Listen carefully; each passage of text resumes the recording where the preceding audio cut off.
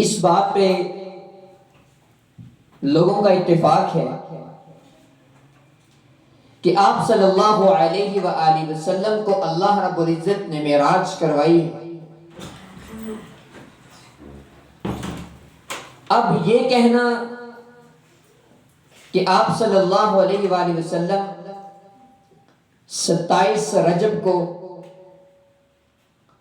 معراج کر کے واپس آئے ہیں، اس دن کا روزہ رکھنا، عبادت کرنا، نوافل پڑھنا، اس دن کے ساتھ صدقات و خیرات کو خاص کر لینا، یہ کیسا ہے؟ تو میرے بھائیوں، اس بات پر تو سبھی کا اتفاق ہے، محدثین، ائمہ کرام، علماء کرام، کہ اللہ کے رسول کو اللہ نے معراج کروائی ہے، اور اس بات کی دلیل قرآن مجید میں موجود ہے۔ سورہ بنی اسرائیل آیت نمبر 1 اللہ فرماتے ہیں سبحان الذی اسری بعبدہ لیلا من المسجد الحرام الى المسجد الاقصى الذي باركنا حوله لنريه من آياتنا إنه هو السميع البصير۔ اب اس بات کی تصدیق تو اللہ کا قرآن بھی کر رہا ہے،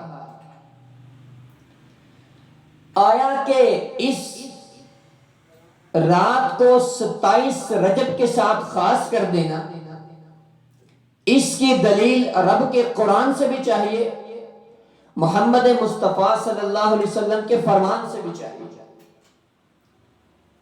کوئی بھی کام میں اور آپ کر رہے ہیں، یہ دین میرے اور آپ کے باپ کا نہیں ہے،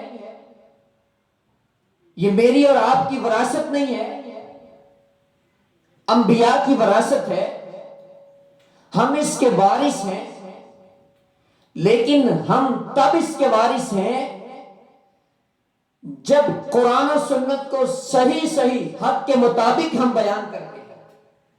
جو عالم، جو واعظ، جو مبلغ، جو مفسر اس میں ڈنڈی مارتے ہیں، وہ قرآن و سنت میں خیانت کر رہا ہے، رب کعبہ کی قسم ہے۔ اللہ کے رسول نے ہمیں یہ نہیں بتلایا کہ اللہ نے مجھے اس رات میں، اس دن کو، اس تاریخ کو مجھے آسمان میں بلایا، معراج کروائی ہے۔ تو اس کی مستند احادیث میں کوئی دلیل نہیں ہے کہ اللہ کے رسول کب معراج پہ گئے۔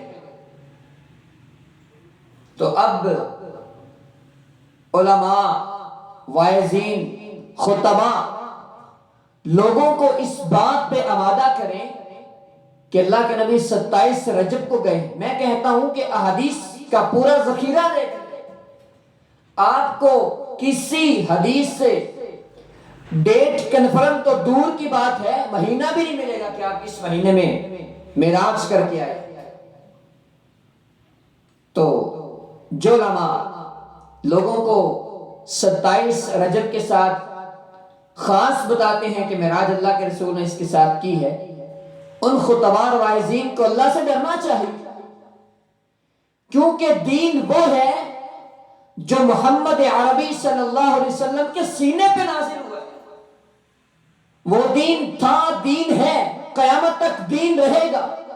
وہ اسلام تھا، اسلام ہے، اسلام رہے گا۔ لیکن اس کے اندر جو بندہ اپنی طرف سے ڈنڈی مارے گا، وہ خیانت کر رہا ہے، وہ دھوکہ، فراڈ ہو سکتا ہے، بے ایمانی ہو سکتی ہے، محمد عربی صلی اللہ علیہ وسلم کا دین نہیں ہو سکتا۔ آپ صلی اللہ علیہ وسلم نے فرمایا لن تضلوا ما تمسكتم بهما کتاب اللہ و سنت رسولہ۔ اے میرے صحابہ، یہ دو چیزیں میں آپ کے درمیان چھوڑ کے جا رہا ہوں، ایک رب کا قرآن ہے، دوسرا میرا فرمان ہے، حدیث ہے۔ جو بندہ تمسک بالکتاب و سنہ رہے گا، وہ کبھی گمراہ نہیں ہوگا۔ تو میرے بھائیوں، معراج کو ماننا چاہیے، اللہ کے رسول کے فضائل کو، فضیلت کو، آپ کے اخلاق کو، آپ کی عادات کو، آپ کی صفات کو ماننا چاہیے۔ آپ کی عظمت، رفت، بلندی کو ماننا چاہیے، لیکن جتنا دین ہے اس کو دین رہنے دیں۔ خدا را لوگوں کو بدعات پہ، نئے نئے کاموں پہ، دین سے دور رہ کر اور کم علمی کی بنا پر ہم لوگوں کو ان چیزوں کے بارے میں یہ نہ کہیں کہ یہ دین کا حصہ ہے، یہ اسلام کا حصہ ہے، بلکہ یہ اسلام کا حصہ نہیں ہے، یہ ہمارے کھانے پینے کے چکر ہے۔